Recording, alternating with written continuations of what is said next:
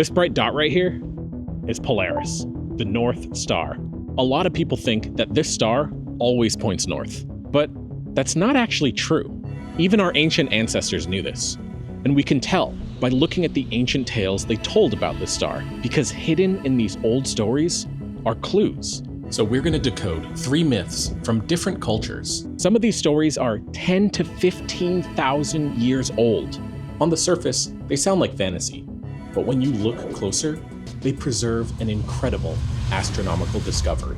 So let's discover the knowledge encoded in these stories and uncover the hidden history of the North Star. Every time the North Star comes up, the same thing happens. Someone points to the brightest star in the sky they can find and says, "Is that the North Star?" But Polaris isn't that bright. In fact, it barely cracks the top 50. Today, finding the North Star is just a fun fact. But back then, finding it was the difference between making it home and never being seen again. So ancient cultures did something brilliant. If they wanted to protect a piece of knowledge, they encoded it into a story. They were survival manuals. Take the Paiute people, for example. They called Polaris the one that never moves. If you look at this time-lapse I shot, you can see exactly why the name fits. All the stars wheel around a single point, all except the one that never moves. It's the most useful star you can learn. If you can find the Big Dipper or Cassiopeia in the sky, you can find Polaris, and you'll instantly know which direction north is. But remember, these stories were survival manuals. And our first ancient story reveals a disturbing truth. The star that doesn't move actually does move. It's a story about the destruction of a magical artifact, the heavens being knocked off balance, and why Polaris won't always be the North Star. If you were living in the frozen lands of ancient Finland, there was one name you whispered with deep respect: Ilmarinen. He was a blacksmith, but he didn't just make horseshoes. He was the kind of craftsman who could forge the dome of the sky itself. And one day, he created his masterpiece, a millstone called the Sampo. Now, this wasn't just a mill. It was a cosmic mill with 3 separate chambers that ground endlessly, day and night. The first chamber ground out grain for endless food. The second ground out salt for eternal preservation. And the third ground out pure gold. It was a paradise. But if you know anything about stories, you know that paradise never lasts. You see, the ancient people believed the sky itself was a giant rotating dome, spinning around a single massive point. They called it the Nail of the North. As long as the nail held, the mill would turn and the people would continue to thrive. But the North, they kept all of this wealth for themselves. And far to the south, there were people who weren't thriving. They watched this northern abundance with jealousy that rotted them from the inside out. Their lands were barren. Their people were starving. And one day, they decided they were done watching the North thrive. So, under the cover of darkness, a group of southern raiders set sail. They journeyed to the north, slipping past the guards, and managed to do the impossible. They stole the Sampo. They dragged this massive cosmic machine onto their boat and set sail for home, thinking they had pulled off the greatest heist in history. But they made one fatal mistake. During their escape, they woke up the leader of the North, a powerful witch queen that everyone feared. When the North realized that the mill was stolen, the witch queen transformed herself into a giant eagle and pursued the thieves across the sea. She shrieked across the ocean, with a wingspan so wide it blotted out the stars, and descended on the thief's tiny boat. A chaotic battle ensued. The boat was rocking, the eagle was tearing at the sails, and the thieves were fighting for their lives. But in the middle of this violent struggle, the unthinkable happened. The Sampo broke.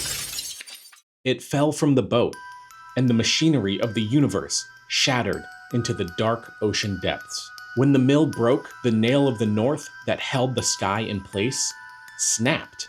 The heavens began to shake. The sky itself started to slide off its axis. The sun and moon were knocked out of their orbits. The perfect rotation of the universe was ruined. The golden age was over. When the dust settled, the cosmic order had to be rebuilt from scratch on a broken axis. That's why the sky looks the way it does today, a broken machine, wobbling on a bent nail. On the surface, this story sounds like pure myth. But if we peek just below the surface, we can find the clues that they've left for us. The North Star, the nail of the North, isn't permanent. It drifts. Here's another time-lapse I took of Polaris.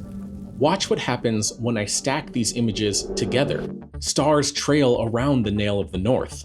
But if you zoom in, you'll notice Polaris isn't perfectly at the center. It makes a tiny circle of its own. Just like the myth says, the perfect rotation of the universe isn't perfect anymore. But this story goes much deeper. Let's get a closer look with my telescope. Here's Polaris up close. Right now, it sits about 0.7 degrees away from true north. That's roughly 1.5 moon widths off center. And the reason why? Well, it's because the Earth doesn't spin perfectly upright. The gravity from the sun and the moon tug on it just enough to make the axis wobble, exactly like a spinning top starting to lose its balance. This is the broken mill. 5,000 years ago, that axis pointed somewhere else entirely. It was nearly 30 degrees away from where it is today, pointed at a star called Thuban. Ancient Chinese astronomers actually recorded this. For centuries, they watched Thuban drift away from true north, constantly updating their star maps. But they never forgot its importance. They called it Yushu, the pivot star that used to hold the sky in place. Now, in the story of the Sampo, when the nail of the North slipped out of place, the entire world changed forever. Was this just to add drama to the story? Well, here's what makes me think it wasn't. Because thousands of miles away, on the opposite side of the world, there's another story. One that describes a pole star slipping and the destruction that followed. And unlike the tale of the Sampo, this one has left evidence we can actually measure. If you know your astronomy, you'll know that there's no pole star in the southern hemisphere, just an empty patch of sky. But the Palawa people of Tasmania say it wasn't always like this. They have a tale of a great star in the south. You see, the sun and moon gave birth to their son named Moaini. Now, Moaini was the great south star, and his parents placed him in the southern sky to be the guardian of the ice. And Moaini had a brother named Dromardine. Moaini was strong and powerful, while Dromardine was more gentle. Moaini decided he wanted to create the very first human. But there was a huge problem. He didn't know what he was doing, but that didn't stop him. He worked tirelessly, and eventually, his creation was complete. But when his brother Dromardine looked down at this creature, he was horrified at what he saw. Moaini built this human with a thick, heavy tail like a kangaroo, and even worse, he forgot to give the human knees. This first human couldn't sit. It couldn't lie down. It just stood on the ice, stiff-legged, in constant agony. So Dromardine decided to intervene. He cut off its tail and broke its legs to create knee joints. And afterwards, he rubbed animal fat into the wounds to help heal this first human. But Moaini saw this, and he became furious at what his brother had done. And the brothers began to fight. A war broke out in the heavens, and after a long, vicious fight, Dromardine struck Moaini with such great force that the great South Star fell from the sky. Now the human Moaini created had children who spread across the lands, and they watched as Moaini slowly fell from the heavens. In those days, the sea was far away. They walked along ancient hunting lands that stretched from Australia to Tasmania, guided by Moaini, the great South Star. But when the guardian of the ice fell into the ocean, his frozen world followed, and the world began to change. Seasons shifted, waters rose until eventually the hunting grounds they used to cross began to drown, and the people became cut off from the world. When they looked to the south for their guardian star, all that was left was just empty black sky. They were alone, on an island at the edge of the world. Look to the southern sky today and you'll see nothing. No Moine, no great south star, just a relatively empty sky. But earlier, we learned something important. The celestial pole, it drifts. So let's rewind the clock. Using sky simulation software, we can travel back and we can see around 14,000 years ago, a bright star named Canopus was hovering close to the southern celestial pole. Not as precise as, say, Polaris is in the north today, but it was close, roughly the width of your fist, held out at arm's length. More than close enough to be considered a great south star. As we run the clock forward in time over thousands of years, we can see that great south star begin to drift down, farther and farther away from the south celestial pole.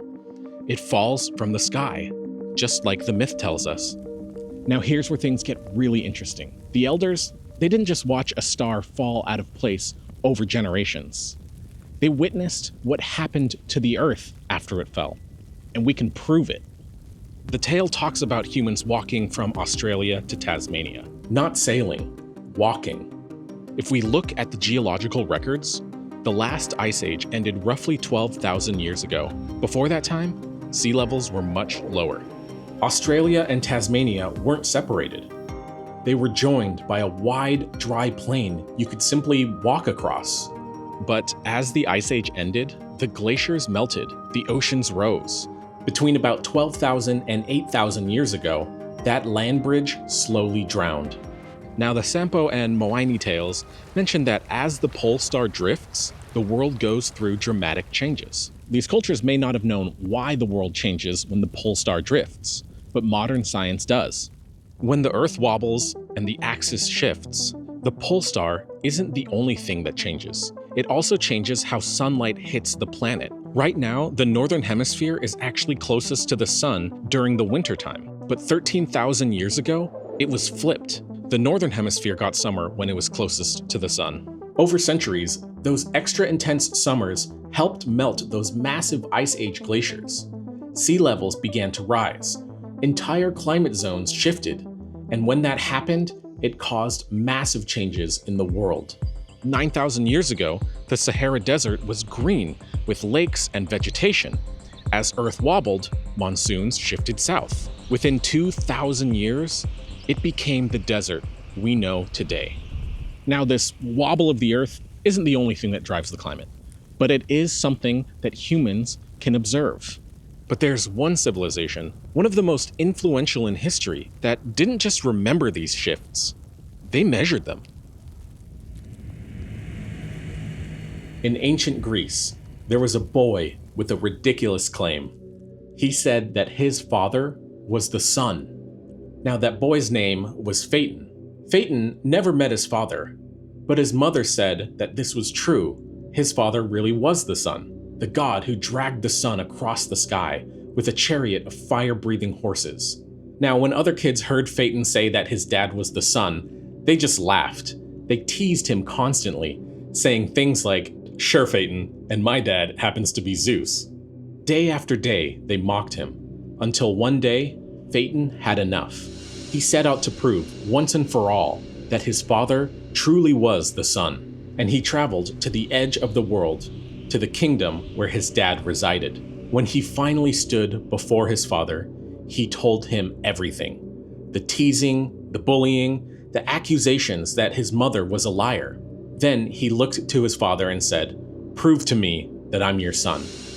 Now, after hearing that, Helios was instantly overwhelmed with guilt. So, to show his love for his son, Helios swore an oath, granting Phaeton one wish, and this was Helios's fatal mistake. Helios expected something simple, like gold or power, but the request Phaeton made was one no one could have imagined. Instead, he pointed at the chariot and said, "I want to drive the sun across the sky for all to see, so no one will ever doubt me again." When Helios heard this, he was horrified. Helios begged him to choose something else, telling him, "I can give people proof. I can light your name across the sky if you want. But please, not this. You don't understand how dangerous this is." But Phaeton's mind was made up, and because of the oath, Helios couldn't say no. So the next morning, at the edge of the horizon, Phaeton climbed aboard the chariot. Standing at the reins, he felt it. He was finally what he always claimed to be, the son of a god. Nervous but excited, he started the steep ascent into the sky. But the horses sensed something was wrong. This wasn't Helios at the reins. It was someone else. They felt the driver's hesitation, so they started to surge higher and higher, dragging the sun away from its usual path. Down on Earth, people watched the sun get smaller and smaller in the sky. The sun's light grew weak. Farms began to frost in the middle of summer, and entire regions plunged into sudden, brutal cold. Phaeton was struggling to maintain control, so he pulled the horses as hard as he could, causing the chariot to drop steeply. The sun came too close to the ground. Snow-capped mountains melted, forests burst into flame, and Africa was scorched into a desert. On Mount Olympus, the gods were watching this destruction unfolding. The great god Zeus realized he had to intervene before there was nothing left to save. So without thinking, he grabbed a thunderbolt and hurled it at the chariot, hoping this would save the world. The bolt tore through the sky and shattered the chariot. Phaeton was thrown overboard, and like a streak of falling light, he fell from the sky to his death. Helios seized the reins and calmed the horses. He returned the sun to its proper path, and order was restored. But the damage was done. Some lands became scorching deserts, others became frozen worlds, all because one boy needed to prove who he really was. The fall of Phaeton is a famous Greek tale, but here's the twist that many people today don't know about. The great philosopher Plato said about this story that it wasn't just a myth, it was symbolic. This may sound like a myth, but it actually describes the heavens drifting out of alignment and the great destruction on Earth that returns at long intervals. Not a one-time disaster, a cycle. But Plato, he was a philosopher, not a scientist. He knew that there was truth within this story, but he couldn't prove it. But one person refused to accept mystery as an answer. So, 200 years after Plato, an astronomer made a discovery that changed everything. And his name was Hipparchus. Now, Hipparchus set out to make his own catalog of the stars. To double-check his work, he pulled out star charts that had been drawn more than 150 years earlier. And he discovered something shocking. As he compared his observation to those old records, same stars, same time of year, he noticed something was off. The position of the stars were wrong. Not by much, barely a degree, but enough that over centuries, with very careful record keeping, the difference was unmistakable. Hipparchus had just discovered that the Earth itself was wobbling on its axis. The point the heavens seem to spin around changes over time. Suddenly, the myth of Phaeton made sense. Phaeton's wild chariot, the sun veering off track, and the world falling out of balance, that's what a shifting pole star actually means in real life. Changing seasons, shifting climate, different places getting scorched or frozen over thousands of years. And the ancients tracked this. To the Greeks, this wasn't just random. It was a cosmic cycle with a time span so long that no human could ever see it complete. And the Greeks even had a name for it. When all the stars return to the place from which they began, that is called the Great Year. So what is the Great Year? When Hipparchus measured the stars, he discovered something extraordinary. The stars shift positions about 1 degree every 72 years. Earth spins once a day, giving us day and night. It orbits the sun once a year, giving us seasons. But that tiny 1 degree shift Hipparchus found, it's a hidden cycle that connects these stories together. The Sampo shattering and the world wobbling on a broken axis, the great South Star drifting from its place, and the destruction that followed. Plato, noting this devastation, was not a one-time event, but a repeating pattern. They were all witnessing the same thing. As the Earth wobbles, the pole star changes. But if you follow that wobble long enough, you'll see it creates a massive circle in the sky, a repeating pattern encoded into these stories. a cycle that doesn't take just one day or a few years. In fact, it takes about 26,000 years to complete just one single loop.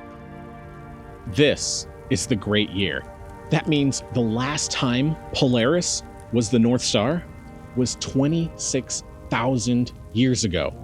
Since then, a lot of stars have held the title of the North Star. And a lot has happened in that time period. Let me show you. Roughly one great year ago, about 26,000 years, the Earth was in the peak of the Ice Age. Massive ice sheets covered North America and Europe.